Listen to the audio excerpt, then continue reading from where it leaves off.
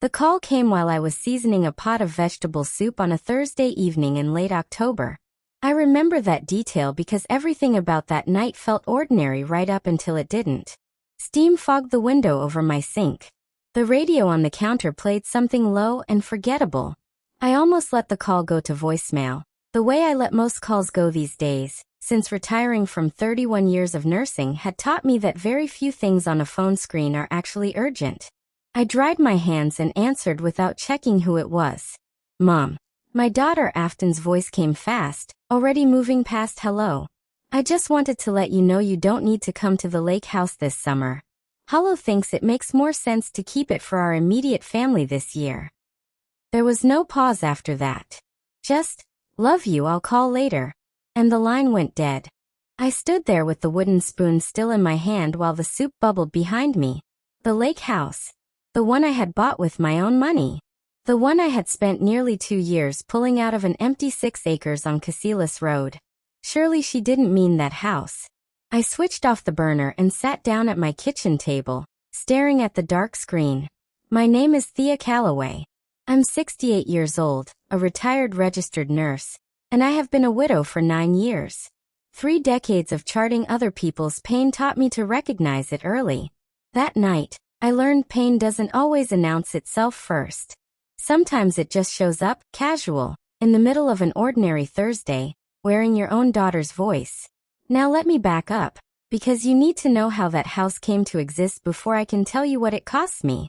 Fenris and I used to drive the back roads of North Georgia on weekend afternoons. Long before either of us had any business dreaming about lake property. Every time we passed water, he slowed the car. One day, he'd say, a porch. Right over the water. We're a nurse and an accountant, I'd tease. Not millionaires. Don't need millions, he'd answer. Just enough. Cancer took those Sunday drives away from us for a long time. Hospital visits replaced them. Then 18 months after I buried him, I found an old spiral notebook in his desk drawer. The kind he used for tax season, 40 cents at the drugstore. Inside were pencil sketches. A wraparound porch. Big kitchen windows. Nothing fancy. Just home. I used his life insurance and 31 years of my own savings to buy 6 acres on Lake Merrow, 40 minutes from where I live now. The deed carries one name. Mine. Before I signed the first check, Fenris had already given me something. On the day we closed on the land, he pressed a brass key into my palm, the very first one cut for the house that didn't exist yet, and threaded it onto a strip of blue ribbon. Every house needs a first key, he said. Keep this one. Not for the lock. For remembering whose it is. I still wear it on a chain some days, tucked under my collar where no one asks about it. Room by room, with a quiet builder named Reardon Boone reminding me that quality takes patience, the house came up out of the ground. When it was finished, I walked through it alone. No balloons. No family waiting. Just sunlight crossing the kitchen floor exactly the way Fenris had drawn it years before. We finally made it, I whispered to an empty room. That first summer, the house became everything I'd hoped. Afton and her husband Hollow drove up with their 2 kids. My son Bennett came the next day with his wife Amaryllis. Laughter carried across the back porch until well past dark. Every chair had someone in it. You know that feeling. When a house is finally full of the people you built it for, and for one summer you let yourself believe it will always stay that way. Afton joined me most mornings before anyone else woke. 2 mugs of coffee at the big windows. You really did it, Mom, she said once. Dad would have loved this, I told her. I built it for both of us. She squeezed my hand across the table. I believed in that moment that nothing could come between us. I wish I had frozen time right there. Because the second summer felt different. Not all at once, just enough for me to notice, and not nearly enough for me to say anything about it yet. It began with Hollow standing in the upstairs guest room, arms crossed, studying the walls like he was pricing them. This would make a great home office, he said. A few weeks later, gesturing at the unfinished storage room off the garage. Easy to convert this into another bedroom. I nodded politely both times. Interesting thought, I said. He smiled. I've been thinking of ways to improve the place. Improve the place. As if it were already partly his to improve. I let it go. Families talk. Ideas get floated at every kitchen table in America. There was no reason to read more into it than that. The next visit, I noticed the reading chair had been moved from beside the fireplace to the far wall. 3 framed photographs were missing off the mantel. The guest room now had 2 monitors, a filing cabinet, and a shelf of business binders where a bed used to be. Nobody had mentioned any of it to me. Oh, Afton said when she caught me looking. Hollow thought this layout worked better. It makes more sense this way, I said and forced a smile. If you're comfortable. Inside, something didn't sit right. Nobody had asked. They had simply decided. The small changes kept coming. My garden trowels disappeared from the shed to make room for Hollow's fishing gear. Family breakfast shifted an hour later. On weekends he had a call. If he wanted quiet, the grandkids were sent farther down toward the dock. A rhythm I had built, one Sunday at a time, was slowly becoming somebody else's schedule. One Saturday I found Afton up on a step stool, taking down the blue curtains I'd hung myself. They looked a little dated, she explained. I liked those curtains. I know, but these brighten the room. I looked around the living room. Almost every choice in it belonged to her and Hollow now. Mine had quietly gone missing, the way the trowels had, the way the photographs had. I told myself it was only curtains. Families redecorate. It wasn't worth a fight. But I knew even then it was never about the curtains. It was about who the house still belonged to, and whether anyone besides me still remembered. The conversation that changed everything happened at the end of that second summer. All 3 of us on the porch, watching the kids skip stones across the water. Hollow leaned back in his chair. We spend more time here than anyone else. Afton nodded beside him. Might make sense, he went on, if we treated this as our permanent place. I looked at him carefully. What do you mean by that? You hardly use it anymore. I use it whenever I choose. Sure, he said. But we're here nearly every weekend. Afton spoke softly, not quite meeting my eyes. I think Hollow just means it's practical. Practical. There was that word again, the one that always seemed to arrive right before something got taken. I folded my hands in my lap. This house isn't about convenience. Neither of them answered. After a long silence, Afton finally offered. Of course it's still your house, Mom. She said it. It didn't sound true anymore. That night, once the house had gone quiet upstairs, I stayed on the porch long past midnight. The lake was still. I was not. For the first time since I'd built it, I felt like a guest in a house that carried my name on every single legal document in that blue folder in my office. I didn't know it yet, but the hardest lesson of my life was still on its way to me. It would arrive 9 days later, in a plain white envelope with my name typed neatly across the front. What happened next took me completely by surprise, mostly because it started with something good. 2 days after that quiet, uneasy night on the porch, Afton called just to talk. No agenda, no mention of Hollow's plans. She told me about a scarf she'd knitted for Amaryllis's birthday, about the youngest grandchild losing his first tooth, about nothing at all, really. The kind of call we used to have every week before the lake house came between us. We should do a real family weekend soon, she said. Just us. No renovation talk. I miss how it used to be. I let myself believe her. For nearly 2 weeks after that call, things felt almost the way they had that first golden summer. Afton texted photos of the grandkids at the dock. Hollow, when I saw him on a video call, asked about my garden instead of the storage room. I caught myself relaxing my shoulders around the 2 of them for the first time in a year. You know that feeling when you've been braced for so long that the moment someone is kind to you, you mistake it for everything being fixed. I let my guard down. I started planning that family weekend Afton mentioned. A real one, with a pot roast and Fenris's old records playing on the porch speaker.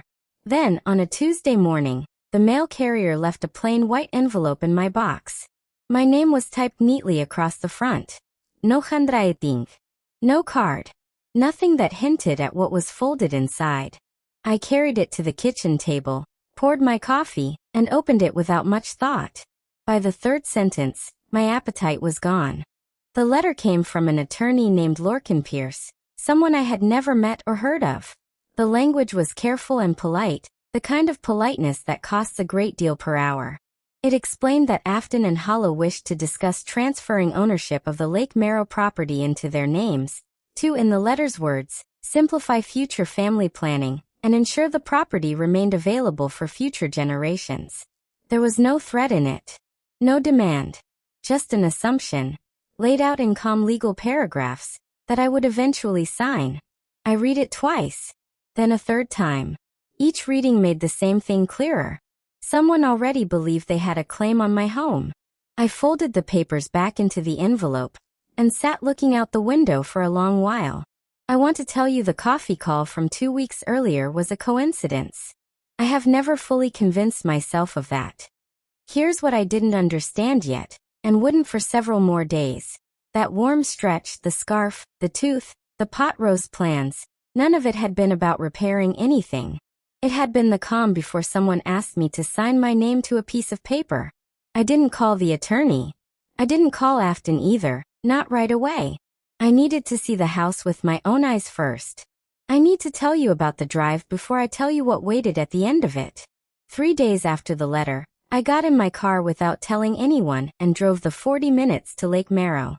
The route felt strangely heavy that morning, though nothing about the road itself had changed. For years, that drive had filled me with something close to joy. This time I couldn't shake the feeling that I was heading towards something I didn't actually want to find.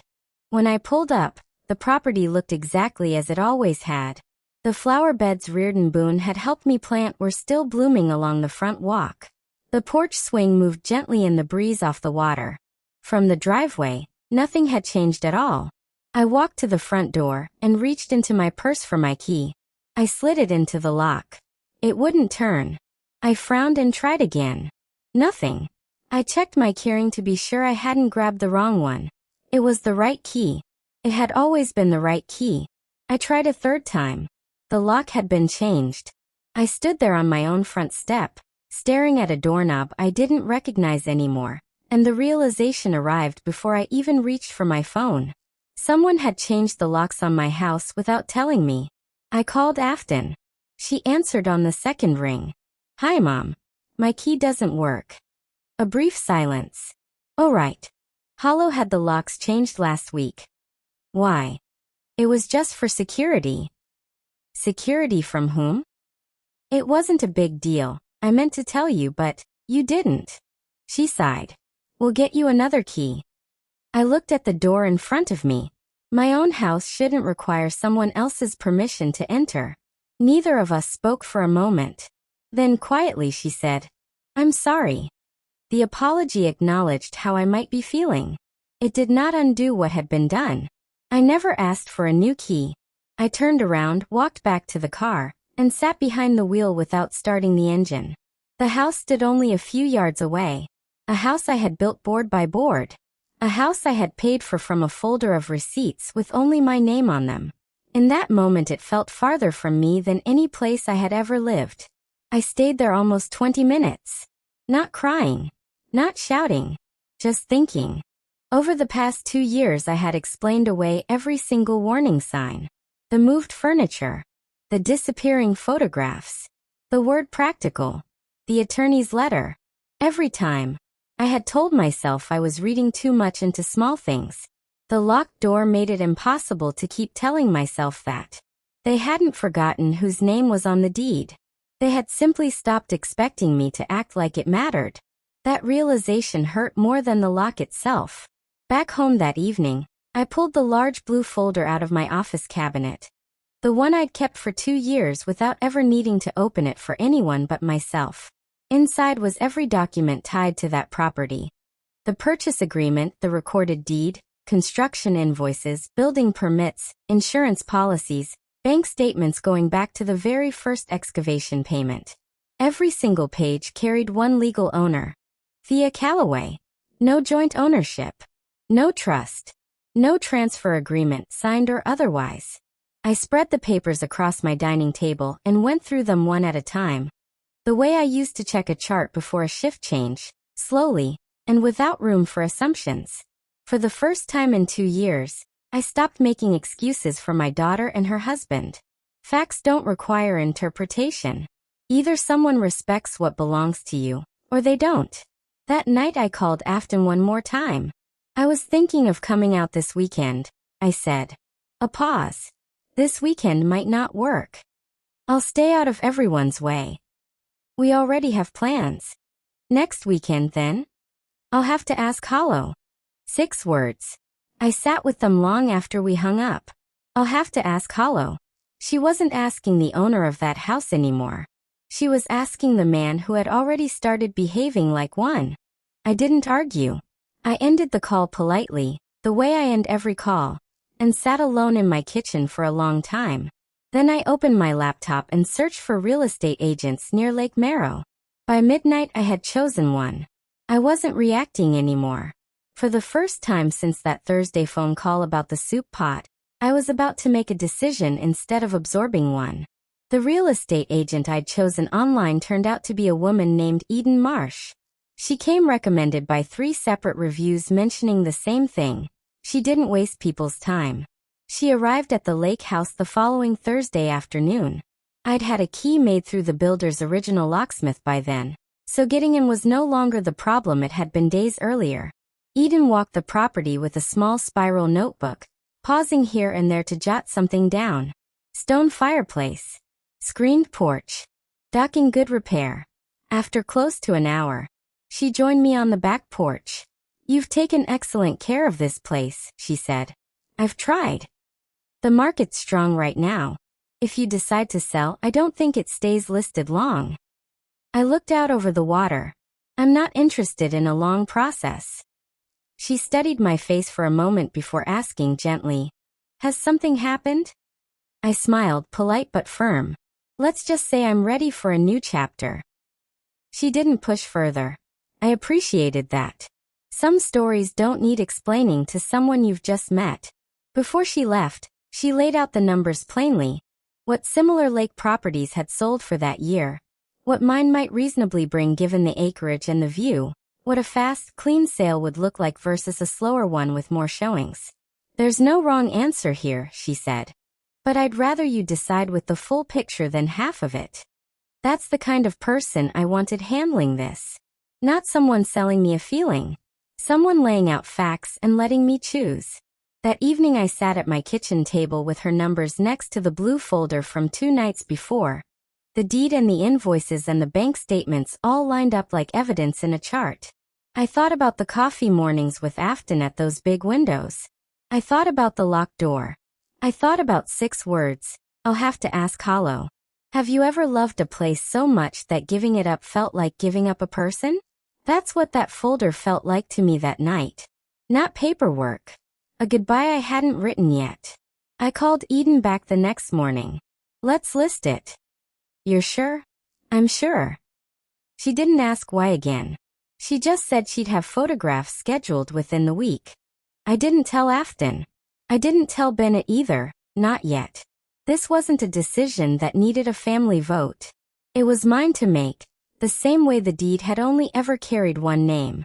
That night, before bed, I took the brass key off its blue ribbon and set it on my dresser where I'd see it first thing in the morning.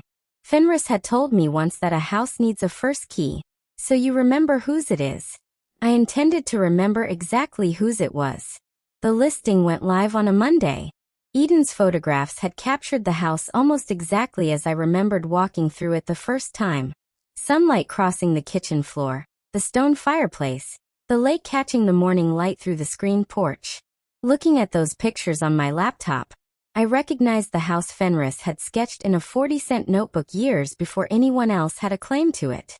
Within 24 hours, Eden called. We already have 3 showings scheduled.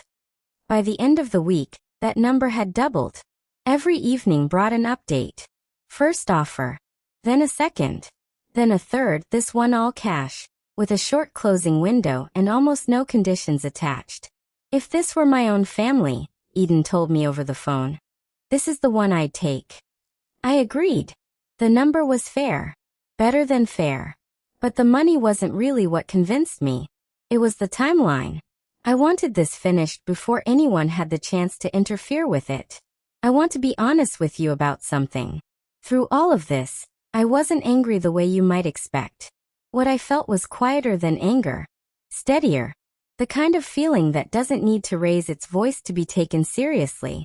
The paperwork moved fast after that. I met Eden and the closing attorney, not Lorcan Pierce, a different one working for me this time, in a small conference room above the courthouse square. Documents were stacked and squared on the table in front of me. Mrs. Calloway, the attorney said, do you understand that once these are recorded, ownership transfers permanently to the buyers? I understand. Are you signing voluntarily?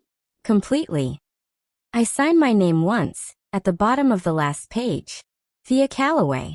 The same name that had been on every document in that blue folder from the very beginning.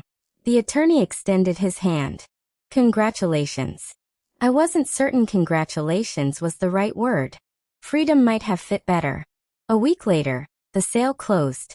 The funds appeared in my account on a Wednesday morning. I looked at the number once, then closed the app and didn't open it again for several days. Money had never been the point. It never is in stories like this one. Peace was the point. I spent the days after in my usual routine, morning walks, coffee on my own porch, the garden I still had, back home, with all my trowels intact. I didn't call Afton. She didn't call me. The silence felt strange at first. By the third day, it felt like something closer to rest. I didn't know it yet, but that silence was about to break, all at once, on a Saturday just after noon, with a phone that wouldn't stop ringing. The phone rang just after noon that Saturday. 3 missed calls, then 4, then 6 before I finally picked up. Mom. Afton's voice came out breathless. They're moving furniture inside. I stayed quiet. They said they bought the property. That's correct. Silence stretched out on her end. What do you mean, that's correct? I sold the house. For several seconds, she said nothing at all. You sold it? Without telling us. It was mine to sell.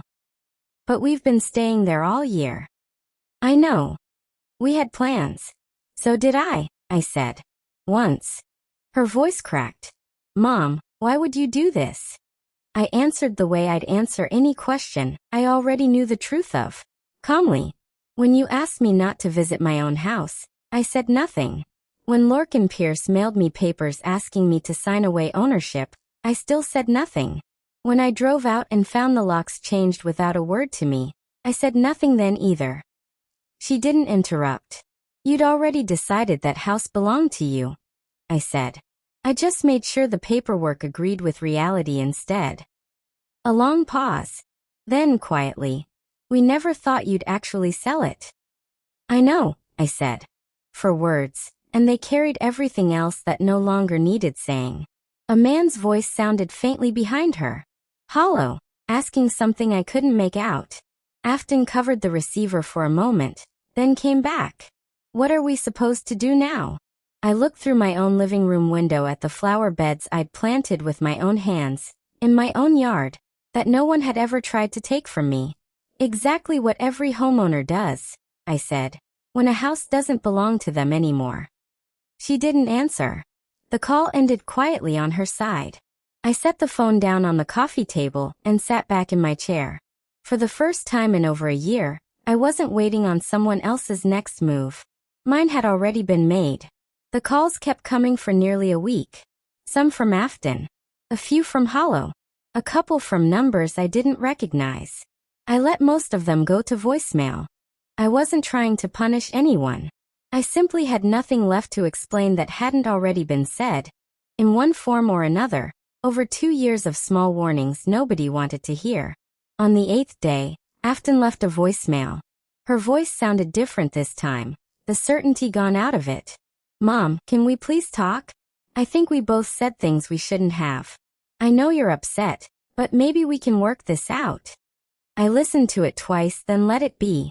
Some problems get solved with one more conversation. Others start because too many conversations were already ignored. This was the second kind. A few days later, there was a knock at my door. Afton stood on the porch alone, dark circles under her eyes, holding her purse against her side like it might protect her from something. "May I come in?" I stepped aside. We sat at my kitchen table, not the one at the lake house, this one, the smaller one, the one that had been mine long before Lake Merrow ever existed. For a while, neither of us spoke. "I never thought it would end like this," she finally said. "Neither did I." She lowered her eyes. "Hollow believed you'd leave us the house eventually anyway." "I probably would have." Her head came up. "What?" "I likely would have left it to both you and Bennett one day," I said. "That was never the question." "Then why sell it?" "Because inheritance is a gift," I said. "It isn't something people take while the owner's still standing in the kitchen." Her eyes filled. "I didn't realize how much we'd hurt you." "That's because neither of you stopped long enough to ask." She told me the rest slowly. The attorney's letter had been Hollow's idea. So had the locks. At first she said she'd only gone along with it to avoid arguments at home. Then she stopped herself. "That's not completely true," she said. I agreed because part of me had started believing the house was already ours. There it was. Not hidden behind an excuse this time. Just honest. "I forgot you were sharing your dream with us," she said. I started treating it like mine. I believed her, for the first time since that phone call about the pot roast summer that never happened. Believing her didn't undo anything. Understanding and consequences are two different things, and I'd spent 31 years as a nurse learning not to confuse them. Before she left, she asked, "Is there anything I can do to fix this?" I looked toward the photographs on my wall. Birthdays, holidays, one of Fenris smiling by the water on one of our first drives out that way. Long before there was anything to sell. "You can't bring back the house," I told her. "I know. But you can decide how you treat people, starting today." She wiped her eyes. "I want to. I hope you do." She stood, hugged me without a word, and let herself out. I hugged her back, not because everything was repaired, but because I was tired of carrying something that heavy for one more day than I had to. I want to tell you what happened after, because the ending of this story isn't really about a house at all. I used part of what the sale brought in to buy a smaller cottage closer to town, near the park where I'd walked Fenris's old dog for years before he passed. It needs far less upkeep. It overlooks children playing instead of a lake going still at dusk. It isn't the dream we once sketched in a 40-cent notebook. That dream had already done what it was meant to do. I still wear the brass key sometimes on its faded blue ribbon, tucked under my collar. Not because it opens anything anymore. Because it reminds me whose house it was, start to finish, no matter what anybody else came to believe along the way. Bennett visits often. He never once asked me about the money from the sale. Mostly he helps me with the garden, or fixes something on the porch, or stays for dinner before driving home. One evening he looked around the cottage and said, "You seem happier." "I am. What changed?" I thought about it before I answered. I finally stopped confusing generosity with obligation. He nodded slowly. "I think Dad would have agreed with that." "So do I." People sometimes assume the hardest part of losing a home is handing someone the keys. It isn't. The hardest part is realizing that someone you love stopped seeing it as yours long before you ever let it go. I don't regret building that house on Lake Merrow. It gave Fenris's dream a place to stand, even if only for a while. And I don't regret selling it either. That decision taught me something I should have already known at 68. That respecting yourself is never selfish, and that love should never require handing over your dignity along with the deed. Ownership, whether it's a house, a dream, or your own life, belongs to whoever had the courage to build it. Nobody else gets to inherit that while you're still standing in the room. If you've ever built something with your own two hands, a home, a business, a life, and watched someone else start acting like it was theirs simply because they'd gotten comfortable inside it, I'd like to know how you handled it. Tell me in the comments. I read every one. Write it down. Keep the deed. Keep the receipts. Keep the key. Some lessons, unlike any house, can never be taken from you.